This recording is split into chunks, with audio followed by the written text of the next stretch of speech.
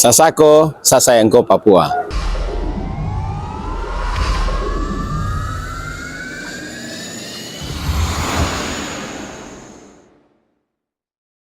Rakor pencapaian dukungan manajemen pada Kementerian Hukum dan HAM baru saja dibuka oleh Bapak Sekjen, dan tentu dalam pembukaan rakor ini ada beberapa catatan evaluasi yang diberikan oleh Bapak Sekjen sekaligus arahan dan atensi yang harus dilakukan oleh semua jajaran Kementerian Hukum dan HAM.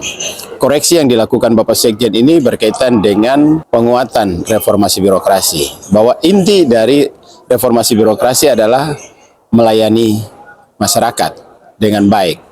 Untuk itu, Kementerian Hukum dan HAM harus benar-benar bekerja fokus dalam memberikan pelayanan kepada masyarakat. Hal ini ditentukan oleh kedisiplinan dan keteladanan pemimpin untuk mengawal semua perubahan.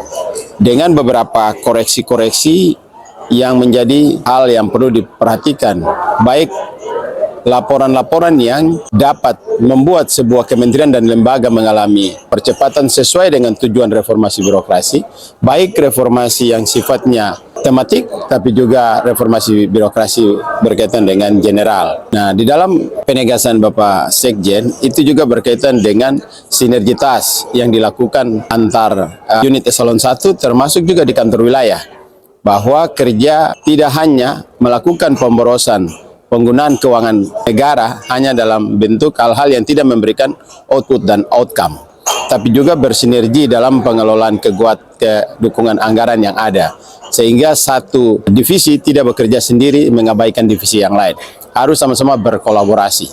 Dan juga dalam pemberian reward and punishment yang harus bisa dikawal.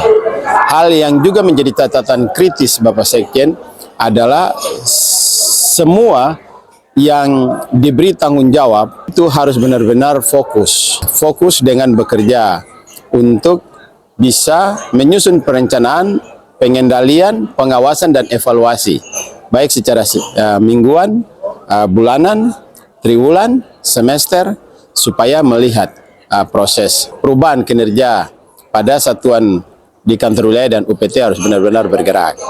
Nah, proses ini semua dari semua jenis laporan dan hal-hal yang dilakukan itu juga berdampak pada keseluruhan total nilai reformasi birokrasi yang harus dicapai melebihi 85%. Hal itu menjadi kerinduan kita untuk bisa menaikkan remunerasi Kementerian Hukum dan HAM menjadi 100%. Penegasan itu ditegaskan dan ditanyakan langsung oleh Bapak Sekjen kepada semua jajaran, apakah Anda siap untuk mendukung dan melakukan perubahan. Ini menjadi komitmen bersama. Hal kritis lain bahwa Bapak Sekjen juga memberikan koreksi terhadap berbagai kelambatan dan ketidakseriusan dalam beberapa laporan-laporan yang harus diteliti, yang menjadi kendala, dan mengoreksi setiap kantor wilayah, mencantumkan di situ kantor wilayah mana yang telah memenuhi persentase, mencapai batas persentase yang ditentukan, bahkan ada yang belum, termasuk di Papua. Nah, itu berarti bahwa apa yang dilakukan selama ini masih berfokus pada kepemimpinan kita yang belum melihat dan memberikan catatan-catatan untuk bisa bekerja fokus.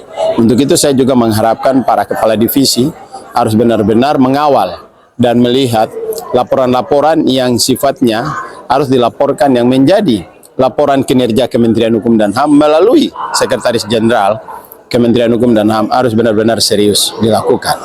Kita optimis dan kita harus terus membangun budaya kerja, dan tentu kita harus memastikan bahwa apa yang hari ini harus dilakukan dalam pelayanan yang memberikan kepastian itu juga harus menciptakan ASN yang benar-benar berubah, supaya mereka juga memberikan pelayanan yang terbaik, karena di dalamnya kita bisa mendapat persentase capaian penilaian dari publik, dari internal, dan tentu apa yang kita lakukan akan meningkatkan kepercayaan publik pada negara melalui kinerja Kementerian Hukum dan HAM.